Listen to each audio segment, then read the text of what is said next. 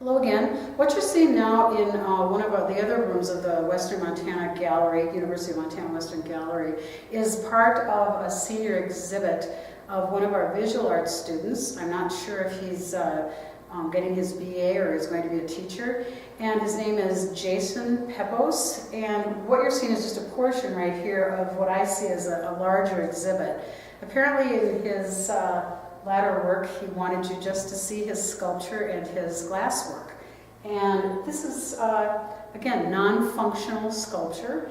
I suppose you could argue, well, there's not a hole in the top, but I suppose you could argue that this piece of ceramic, which I think has to have a hole in the bottom, I'm not quite sure when it's made on a wheel like this, it's intended to be looked at, not picked up and used as a flower pot or to cook tea in or whatever.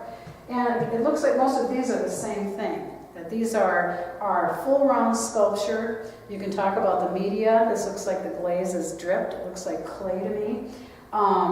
It's very, very symmetrical, whereas some of these are only somewhat symmetrical. It's limited in its terms of color.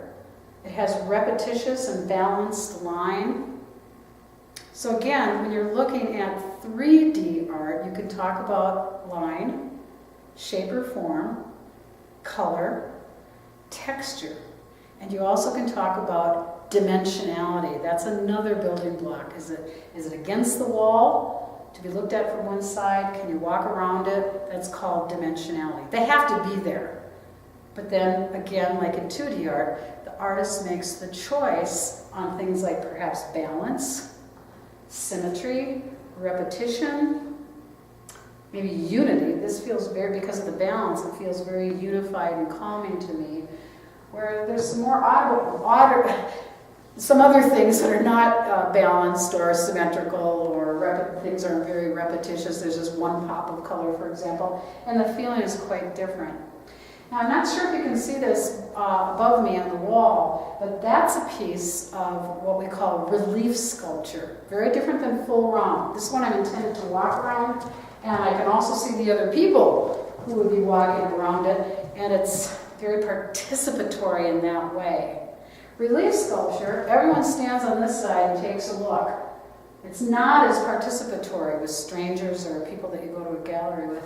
And we oftentimes see these on the side of buildings. The Greeks are fabulous at this, at making huge relief sculpture of their gods and their heroes on the top of buildings, and we've copied that in our buildings, like in Washington, D.C.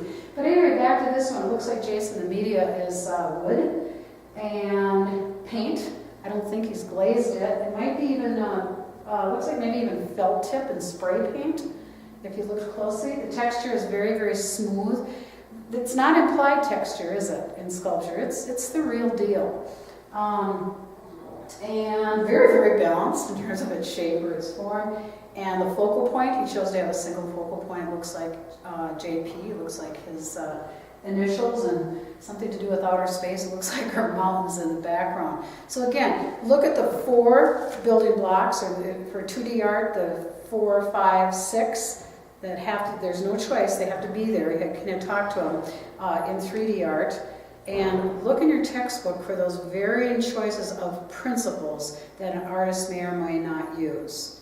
You can always talk about the media.